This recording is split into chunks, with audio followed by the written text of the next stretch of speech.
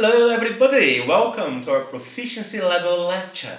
This is Rodrigo from Learn English Fast, and this class aims to show you some very formal discourse markers, which are mainly used for writing purposes such as reports, essays, articles and proposals. But before we start our lesson, I'd like to invite you to subscribe to my channel by clicking on the button below, leave your like, and don't forget to press the bell button so that you can follow all my classes, alright?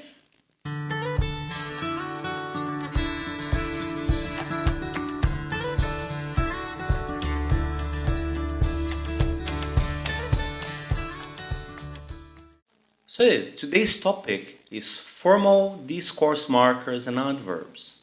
And we are dealing with level C2 of Common European Framework of Reference for Languages, alright? So, let's talk about discourse markers. Discourse markers, they're words and phrases used in speaking and writing, basically to signpost discourse. Those discourse markers do this by showing turns, joining ideas together, showing attitude, and generally controlling communication. So they link, manage, and help to organize sentences. They're also often called linking words and sometimes fillers. They are pivotal to make your speech or text flow and to avoid a series of short, unconnected statements. So, those discourse markers can be placed in any part of a sentence, including the beginning. We use different types of discourse markers for different types of links. Informal markers for speech and formal type markers for formal writing, such as essays and reports. Alright? Those discourse markers do not always have meanings that you find in your dictionary. Instead, they provide certain functions such as delaying, filling, or hinting at emotions, and they are pivotal for fluency in English at C2 level. Our first discourse marker is withal. This discourse marker basically means in addition. For example, he was a man of great means and of great intellect withal. In addition to that, alright? And second example, it was withal a carefully crafted speech. Again, in addition, a carefully crafted speech. Alright? The second discourse marker is notwithstanding. This word notwithstanding means despite. So let's look at notwithstanding in a sentence. First, as a preposition. Notwithstanding his nervousness, the young man looked his interviewer directly in the eyes as he answered the questions. Okay? But we can also place notwithstanding after its object. So you often see it used like this. His nervousness notwithstanding, the young man looked his interviewer directly in the eyes as he answered the questions. Again, notwithstanding meaning despite, alright? Now, the next discourse marker is albeit. And albeit basically means although, alright? So let's see the first example. The guests finally arrived, albeit very late. Although very late. And the second example. China's services economy continued to recover from its recent downturn during September, albeit more slowly than in August. Okay? Although more slowly than in August. It's used to give it a contrast. Alright?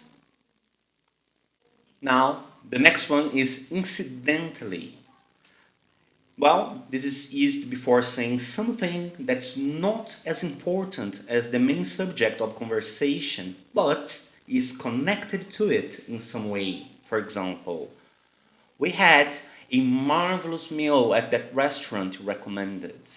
Incidentally, I must give you the number of a similar one I know. But it can also be used when mentioning a subject that has not been discussed before, often making it seem less important than it really is, alright? For example, incidentally, I wanted to have a word with you about your travel expenses, alright?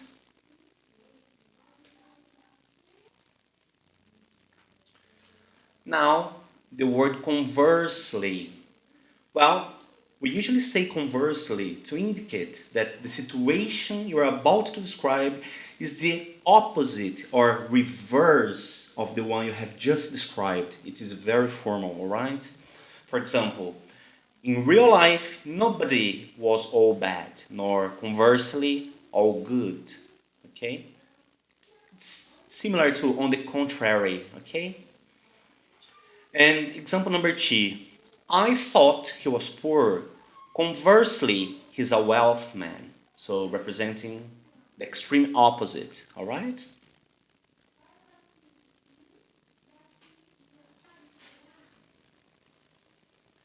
The next word is moreover. So the word moreover is used to add information, okay? Also, and more importantly than the previous pieces of information. For example, the whole report is badly written.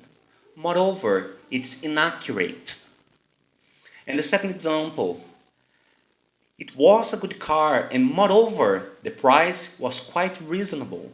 Okay, so we just added some pieces of information which are more important than the previous information given. All right? Now, the next word is incontrovertibly. Well, this is a word used in a way that is impossible to doubt because of being obviously true. For example, your assertion is incontrovertibly true, impossible to doubt. And the second example, he is incontrovertibly a success. Okay? Again, impossible to doubt of his success. All right? Now, the next word is howsoever, which is the formal term for however. All right? So, let's see the first example. Next day, he was to hide himself, but howsoever much he puzzled his brains over it, he did not know where. And the second example, my intention has not yet been put into any sort of action, howsoever minimal. In this case, however minimal, alright? It's just a little more formal than however, which is a neutral discourse marker. Now, the next word is hence. Well, this word represents the reason or explanation for something. For example, his mother was Italian, hence his name, Luca. And our second example, Peter is leaving at the end of this week, hence his anxiety to get his work finished. Now, the next discourse marker is henceforth. That basically means starting from this time, alright? For example, we hope that henceforth there will no longer be any reason for obstructing the subsequent accession talks. And second example, in November 2001, however, the Governing Council decided that henceforth it would, as a rule, assess the monetary policy stance only at its first meeting of the month. So, from now on, from that point on, alright? Now, a word similar to henceforth is hereinafter, alright? Which is even more formal, and it means from now on, okay? Let's see the first example. The findings are illustrated hereinafter in more detail. And the second example, the QNAP NAS selector, hereinafter referred as software, is mainly used for reference only. Alright? So from now on, that's what will happen.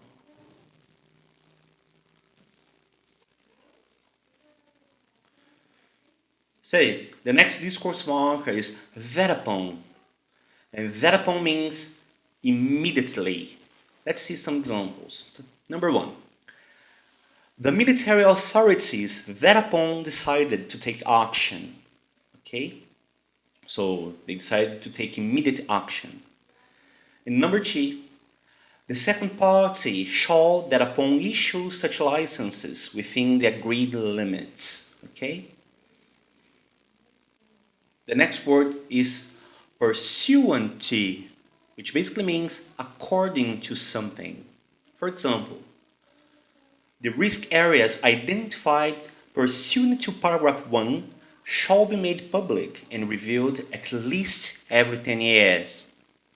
In example number 2, the fact that a person acted pursuant to an order of his government does not relieve him from responsibility under international law.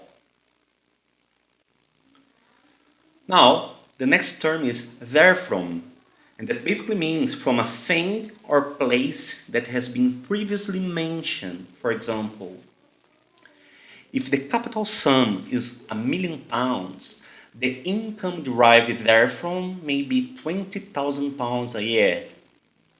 And the second example, the moment I saw the room and the view therefrom, no questions came to my mind but to take it. Now, the next word is whence. And this word has two different meanings. The first one is from what place, source, or cause. For example, it has been returned to the shop from whence it came. The second meaning is by reason of which fact. For example, nothing broke, whence I infer that my bones are not yet chalky. And the last discourse marker of the day is thereat. Again, thereat. And that means at that place. For example, the journey would take them to the castle again, and a call thereat would be possible. It can also mean at that time. For example, a model obtained thereat for establishing an optimal plan will belong to the class of challenging tasks. Okay? So at that time. So that's it. I hope you have enjoyed this class, and I'd like to thank you so much for being with me all this time today. I'm going to ask again, subscribe to my channel, click on the button below, make sure you ask all your friends to join us so you can get all my tips for international certificates such as GMAT, Toefl, Cambridge, and Ielts. So see you guys. I hope to see you next time. Cheers. Bye for now.